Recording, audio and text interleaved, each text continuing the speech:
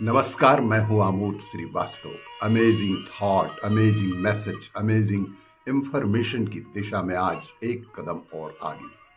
आज के इस चिंतन का विषय है कठिन दायित्व। सबसे कठिन दायित्व।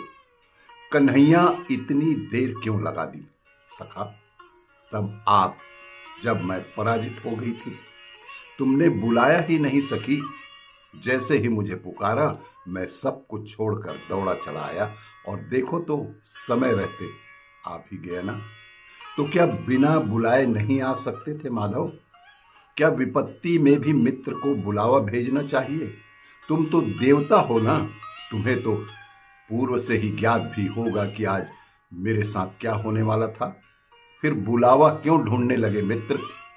तुम तो मेरे एकमात्र सखा हो, तुम पहले क्यों नहीं आए? पहले आता तो तुम्हारी प्रतिष्ठा जाती सखी। तुम विश्व के सर्वश्रेष्ठ धनुर्धर की पत्नी हो और इच्छा मृत्यु की शक्ति पाने वाले सर्वश्रेष्ठ योद्धा की कुलवधू भी हो। और उनके होते मेरी क्या आवश्यकता थी? तुम्हारी रक्षा करना उनका परम कर्तव्य था। मैं पहले आता तो संसार तुम्हारे भरोसे पर प्रश्न उठाता सखी। मित्र हूं, तुम्हारी प्रतिष्ठा जाते नहीं देख सकता ना। और यदि मैं नहीं बुलाती तो क्या नहीं आते कन्हैया? मित्रता सबसे कठिन दायित्व का नाम है सखी। मित्र का धर्म है कि वह मित्र के धन, धर्म, सम्मान, पुण्य, शक्ति सबकी रक्षा करे। तुम बुलाती या ना बुलाती, मैं ठीक उसी समय आता जब आया। मुझे द्वारका से नहीं आना था। इस दूत क्रीड़ा के प्रारंभ होने के समय से ही मैं यही हूं। कृष्ण अपना दायित्व नहीं भूलता सखी। यह कहने की आवश्यकता नहीं कि कुरु राज सभा में महाराज पांडु की पुत्र वधू का नहीं, कृष्ण की सखी का अपमान हुआ है और इसका दंड यह पूरी राजसभा भुगतेगी। किंतु तुम चाहते तो मेरा अपमान ही नहीं होता। तुमने मेरा अपमान होने ही क्यों दिया कन्हैया? तुम इस युग की सबसे महत्वपूर्ण स्त्री हो सकी। भविष्य सदा तुम्हें सम्मान के साथ पूजेगा। यह महत्व यूं ही तो नहीं मिलता ना। इसके लिए बहुत कष्ट और अपमान भी सहना होता है।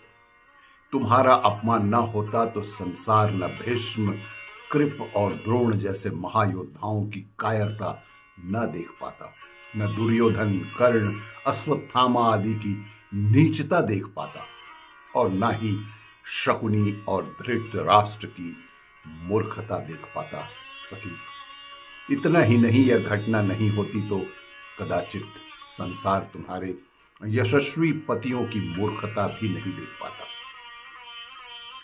कुरु राज सभा में प्रयत्न भले तुमको निर्वस्त्र करने का हुआ हो, पर निर्वस्त्र हुए इस सभा में बैठे सारे प्रतिष्ठित योद्धा ही तो हुए हैं। संसार ने आज उनका नग्न स्वरूप देख लिया। उन्हें निर्वस्त्र करने के लिए शायद हमारा अपमान आवश्यक था सखी। हमारा अपमान हमारा नहीं कृष्ण, मेरा तुम भूल रहे हो। अपमान द्रौपदी का हुआ है। नहीं सखी, हम मित्र हैं। तुम्हारा अपमान मेरा ही अपमान है।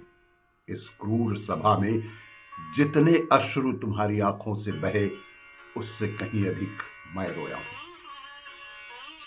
पुरुष अपने अश्रु दिखा नहीं पाता, पर रोता वह स्त्रियों से अधिक ही है। इसे छोड़ो सखी, पर हमारे अपमान को एक क्षण के लिए भी मत भूलना। यदि भूल गई तो भविष्य की घटनाओं को सहन नहीं कर सकोगी।